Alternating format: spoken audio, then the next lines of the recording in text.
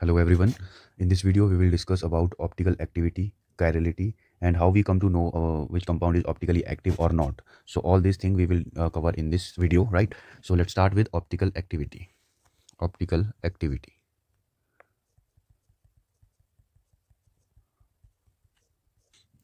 Optical activity जो है एक प्रॉपर्टी होती है कंपाउंड की प्लेन पोलराइज लाइट को रोटेट करने की आइदर टुवर्ड लेफ्ट साइड और right side. It is a property. It is a property of an optically active compound to rotate the plane polarized light towards right और left. इसी को हम बोलते हैं ऑप्टिकल एक्टिविटी. अब ये प्लेन पोलराइज लाइट पीपीएल होती क्या है, इस चीज़ को हम देखते हैं. हमारे पास जो है एक इंस्ट्रूमेंट रहता है जिसे हम कहते हैं पोलैरीमीटर. उसमें होता क्या है, हमारे पास सोडियम का एक लैंप रहता है लाइक दिस. ये हमारा एक सोडियम लैंप है, Na लैंप. ये क्या करता है, ये लाइट प्रोवाइड करता है, राइट. ये सोडियम लैंप के थ्रू जो है लाइट जो आती है उसमें जो लाइट के कंपोनेंट रहते हैं वो हर प्लेन में जो है रहते हैं लाइक दिस. हर डायरेक्शन में, हर प्लेन में कंपोनेंट्स रहते हैं इसमें.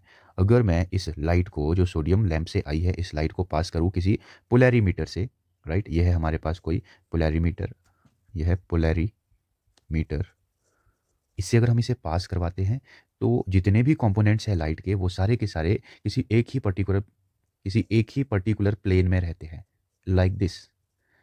ऐसी लाइट जिसमें जो कंपोनेंट्स है लाइट के वो एक ही प्लेन में है, उस लाइट को हम कहते हैं प्लेन पोलराइज्ड लाइट.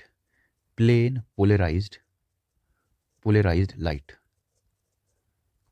या फिर पीपीएल, इसी को हम पीपीएल कहते हैं. जब मैं इस प्लेन पोलराइज्ड लाइट को अपने किसी सॉल्यूशन से, मान लो मैं एक्सपेरिमेंट कर रहा हूँ, मेरे पास कोई कंपाउंड है, यहाँ पर मैंने चेक करना है कि ये कंपाउंड क्या रोटेट करेगा प्लेन पोलराइज्ड लाइट को. अब मैं इस सॉल्यूशन के थ्रू इस लाइट को जब पास करवाऊंगा, अगर ये सॉल्यूशन इस लाइट को, जो ये प्लेन पोलराइज्ड लाइट है, इसको अगर ये इसको टुवर्ड्स लेफ्ट साइड ऐसे या फिर राइट साइड ऐसे, जो लाइट के कंपोनेंट्स है इनको या तो टुवर्ड राइट साइड रोटेट कर दे या फिर लेफ्ट साइड रोटेट कर दे, तब मैं बोलूँगा जो मेरा कंपाउंड है वो ऑप्टिकली एक्टिव होगा, राइट. तब मैं बोलूँगा मेरा जो कंपाउंड है वो क्या होगा, ऑप्टिकली एक्टिव कंपाउंड. बट अगर ये जो प्लेन पोलराइज लाइट है इस सोल्यूशन के थ्रू पास करने के बाद ये लाइट वैसी की वैसी ही मुझे मिले, जिस प्लेन में पहले थी उसी प्लेन में मिले, तो मैं कहूँगा कि जो मेरा कंपाउंड है वो ऑप्टिकली इनएक्टिव है. ऑप्टिकली या किसी भी कंपाउंड की एबिलिटी या फिर property to rotate the plane polarize light either towards right either towards left. जो कंपाउंड इस प्लेन पोलराइज लाइट को राइट की साइड रोटेट करे उसको हम बोलेंगे डेक्स्ट्रो रोटेटरी. और जो करे लेफ्ट की ओर उसको हम बोलते हैं लीवो रोटेटरी, राइट. इसको रिप्रेजेंट किया जाता है एल से, इसको रिप्रेजेंट किया जाता है डी से, समटाइम हम इसे प्लस से भी डिनोट करते हैं और इसको माइनस से भी, राइट. तो यही रहती है हमारे पास ऑप्टिकल एक्टिविटी. और ये जो पूरा का पूरा सेटअप है इसे हम पोलैरीमीटर कहते हैं, राइट. ये है आपका पोलैरीमीटर.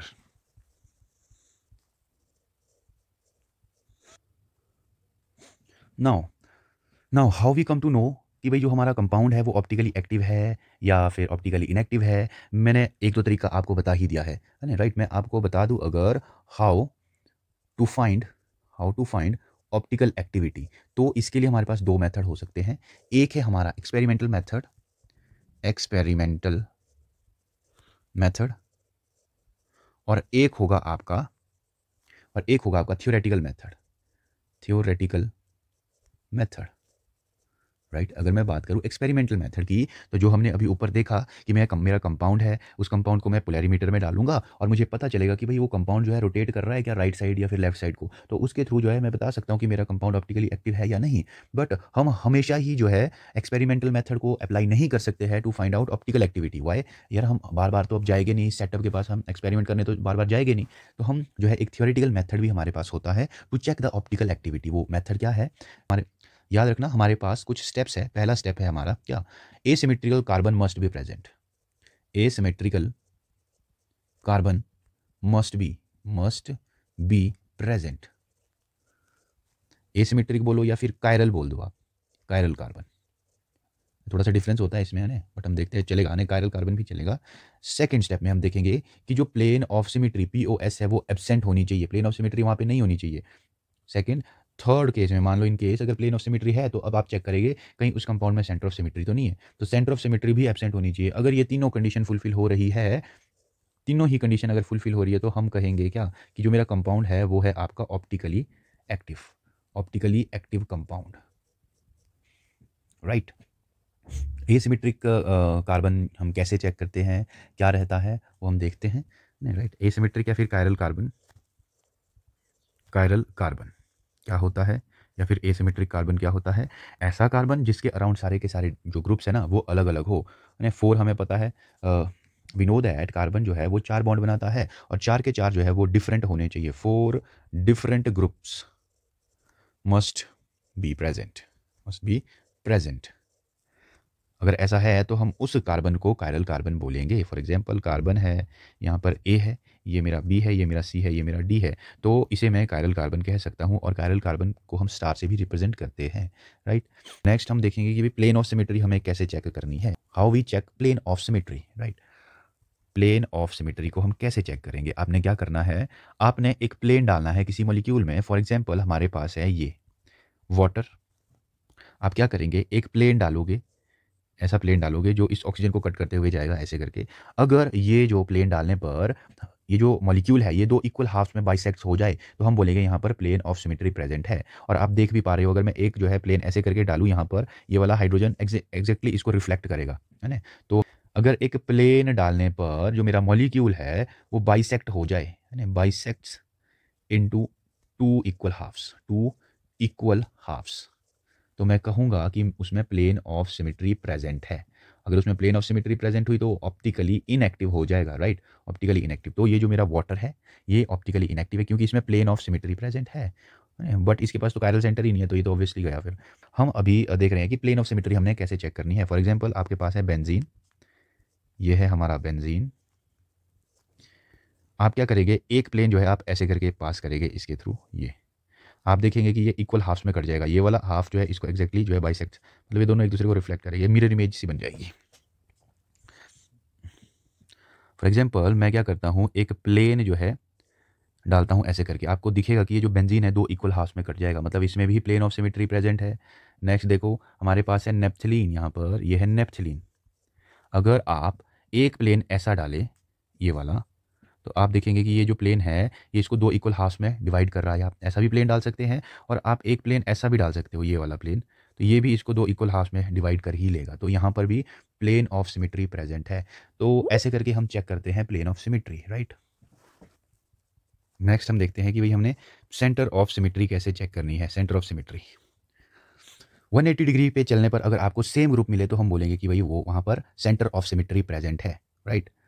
180 डिग्री पे चलने पर अगर आपको सेम ग्रुप्स मिले तो आप बोल देना कि भाई सेंटर ऑफ सिमेट्री प्रेजेंट है, वो ऑप्टिकली इनएक्टिव ही होगा। फॉर एग्जांपल हम अगर लेके चले इसको, ये है आपके पास बेंजीन, राइट, यहाँ पे है क्लोरीन, यहाँ पे है क्लोरीन।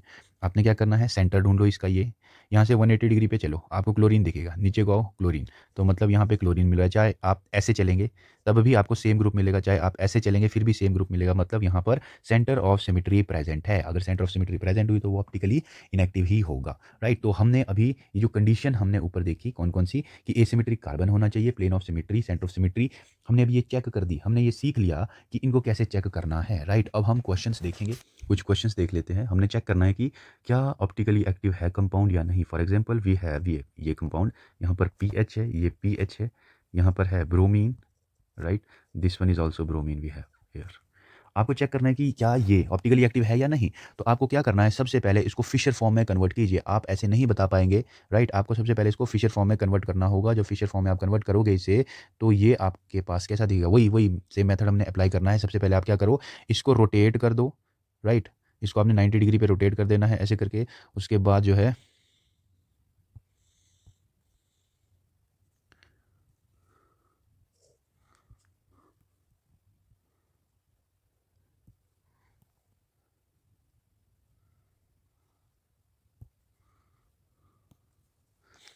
यहाँ पे था पीएच, यहाँ पे पीएच, राइट, ये ब्रोमीन, ब्रोमीन।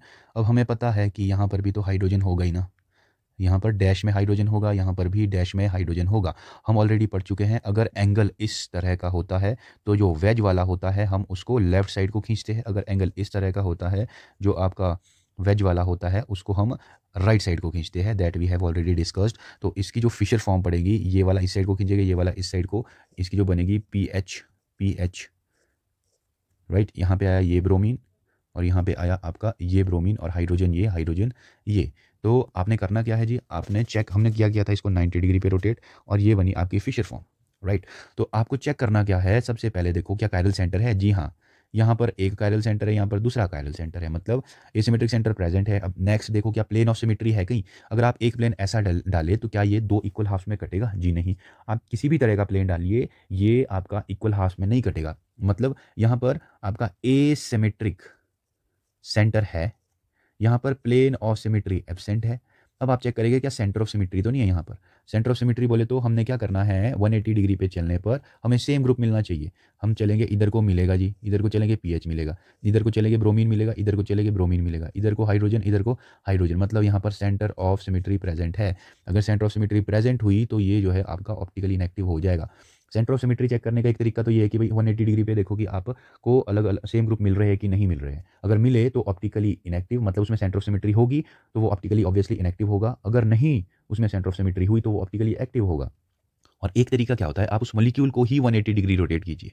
अगर आप उसको 180 डिग्री रोटेट करोगे तो जैसा पहले वो था अगर वैसा ही मिला तो आप बोलेंगे कि उसमें क्या है, आपकी centre of symmetry. For example ये है आपका कंपाउंड, राइट, ये था आपका कंपाउंड, राइट, मैंने कॉपी कर लिया इसे, ये आपका कंपाउंड है। अब क्या करना, आपने इसको 180 डिग्री रोटेट कर लिया। लो आप देखो, इसको 180 डिग्री रोटेट करने पर ब्रोमीन यहाँ पर है, यहाँ पे भी bromine, hydrogen hydrogen hydrogen hydrogen, bromine bromine, PH PH PH PH। मतलब अगर इसको 180 डिग्री मैंने रोटेट कर भी दिया फिर भी मेरे पास सेम ही मॉलिक्यूल देखने को मिल रहा है। मतलब यहाँ पर सेंटर ऑफ सिमेट्री तो है, यहाँ पर सेंटर ऑफ सिमेट्री तो है। अगर सेंटर ऑफ सिमेट्री हुई प्रेजेंट तो ये कंपाउंड क्या होगा, ऑप्टिकली इनएक्टिव, राइट।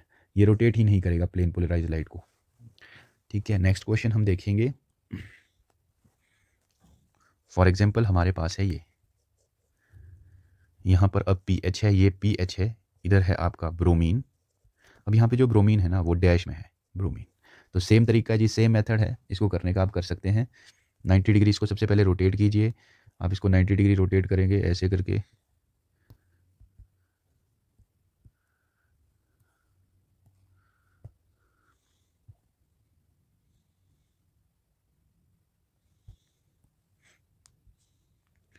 ये था आपका PH, राइट। अब आपने करना क्या है, फिशर फॉर्म में इसको कन्वर्ट कीजिए, ये वाला इस साइड को। अब यहाँ पर वेज में होगा हाइड्रोजन तो ये जाएगा इस साइड को, हाइड्रोजन नॉट ब्रोमीन, राइट। तो यहाँ पर जो इसका बनेगा, ऊपर है PH, यहाँ पे PH, ब्रोमीन आ गया यहाँ इस साइड को, यहाँ पे हाइड्रोजन, ये ब्रोमीन, ये आपका हाइड्रोजन। ये कायरल सेंटर है जी, ये भी कायरल सेंटर है, मतलब एसिमेट्रिक सेंटर प्रेजेंट है। ओके, नेक्स्ट प्लेन डालो। अगर आप प्लेन डालेंगे तो bromine bromine, hydrogen hydrogen, PH PH, आप पाओगे कि यहाँ पर ये एग्जैक्टली दो इक्वल हाफ में कट जाएगा, मतलब प्लेन ऑफ सिमेट्री प्रेजेंट है। तो आपको सेंटर ऑफ सिमेट्री चेक करने की ज़रूरत ही नहीं है, राइट। तो हमें यहीं से पता चल जाएगा कि यहाँ पर प्लेन ऑफ सिमेट्री प्रेजेंट है, तो ये होगा आपका optically inactive, right. This will also become optically inactive. Next देखिए थोड़ा सा, conditions for asymmetric centre. Conditions for asymmetric centre कि क्या क्या कंडीशन हमारे पास होनी चाहिए ताकि हमारा जो सेंटर है वो एसिमेट्रिक हो। सबसे पहले हाइब्रिडाइजेशन जो है ना, hybridization must be sp3, right. Second, हमारे पास different 4 groups must be present, चारों के चारों ग्रुप्स आपके डिफरेंट होने चाहिए और sp3 कार्बन होना चाहिए। फॉर एग्जांपल अगर आपको बोल दिया जाए क्या ये कार्बन एसिमेट्रिक है, क्या ये कार्बन एसिमेट्रिक है, आपके ये वाले कार्बन, यहाँ पे हाइड्रोजन है, ये CH3 है, ये CH3 है, ये हाइड्रोजन है, क्या ये वाले जो कार्बन है क्या ये एसिमेट्रिक है, राइट। और क्या आपके ये यहाँ पर CH3 मान के चलते हैं, यहाँ पे इथाइल, यहाँ पर हाइड्रोजन, यहाँ पर ब्रोमीन, क्या ये वाला कार्बन है। और अगर मैं बात करूँ यहाँ पर ये है लोन पेयर, ये है हाइड्रोजन, ये है मिथाइल, ये है for example we have ethyl. तो अब आपने बताना है क्या ये है? नहीं जी, क्यों? क्योंकि यहाँ पे है sp हाइब्रिडाइज्ड कार्बन, तो ये आपका एसिमेट्रिक सेंटर नहीं है। सेम यहाँ पर sp2 हाइब्रिडाइज्ड है, तो ये भी एसिमेट्रिक सेंटर नहीं होगा। यहाँ पर देखिए ये sp3 हाइब्रिडाइज्ड कार्बन है और चारों के चारों ग्रुप्स जो है वो अलग भी है, तो ये एसिमेट्रिक सेंटर है। यहाँ पर नाइट्रोजन है, अब कार्बन ही नहीं हो सकता, राइट? हमारे पास ऐसा सेंटर होना चाहिए जिसके अराउंड चारों के चारों ग्रुप अलग अलग हो। अगर हम बात करें लोन पेयर की ना, तो लोन पेयर को भी आप अलग से ग्रुप जो है कंसीडर कर सकते हैं। यहाँ पर आपको 4 अलग अलग ग्रुप्स देखने को मिलेंगे, ये भी आपका क्या होगा? Chiral centre, right? देखिए कैसे क्वेश्चन बनते हैं यहाँ से।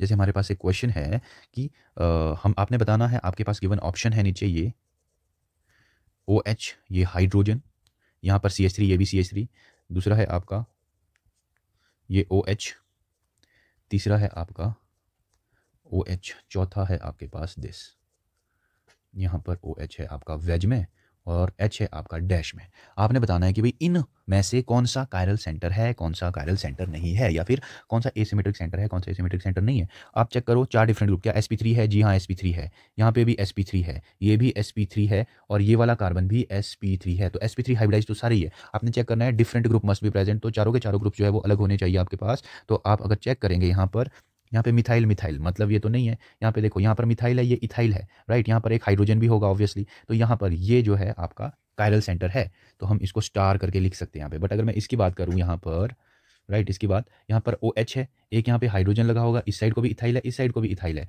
मतलब यहाँ पर जो है इथाइल आ गया 2 बार, ये इथाइल, तो ये कायरल सेंटर नहीं होगा। और सेम यहाँ पर ये वाला देखो, ये ग्रुप और ये ग्रुप सेम है। अगर आप यहाँ से काउंट करने चलोगे ना, देखो ये है आपका कार्बन, अगर इसके बगल वाला कार्बन पे चलो, इसके बगल वाले कार्बन पे देखो, यहाँ पर भी सेम मिल रहा है मुझे, तो मैं क्या करूँगा? नेक्स्ट वाला देखूंगा। ये भी सेम मिल रहा है तो मैं नेक्स्ट वाला देखूंगा, ये भी सेम मिल रहा है, तो अगर सेम ही दिख रहा है तो ऑब्वियसली सेम ही हो गए ये दोनों इधर उधर के ग्रुप्स, तो ये भी कायरल सेंटर नहीं होगा। तो ऐसे क्वेश्चन यहाँ से बनते हैं। जैसे कुछ क्वेश्चन और देख लेते हैं हम। फॉर एग्जाम्पल हमारे पास कुछ ऐसा कंपाउंड है ये, और यहाँ पर है आपके पास कोई ग्रुप लगा हुआ CH3।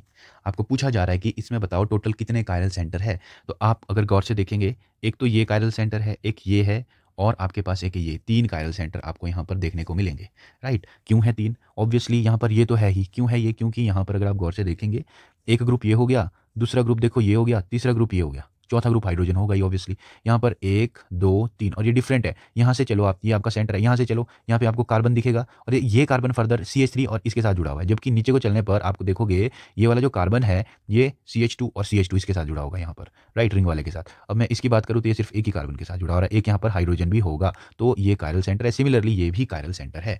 तो आपने क्या करना है, आप चेक करो कि 3 बॉन्ड कहाँ दिख रहे हैं डायरेक्ट आपको। जैसे यहाँ पर 1 2 3, यहाँ पर 1 2 3, यहाँ पर 1 2 3, तो जो भी आपको 3 कार्बन वाला दिख रहा है, 3 बॉन्ड वाला दिख रहा है, उसको चेक करो कि क्या वो कायरल है या नहीं। नेक्स्ट देखेंगे हम जरा, हमारे पास है for example this compound, here we have ये, यहाँ पर है CH3।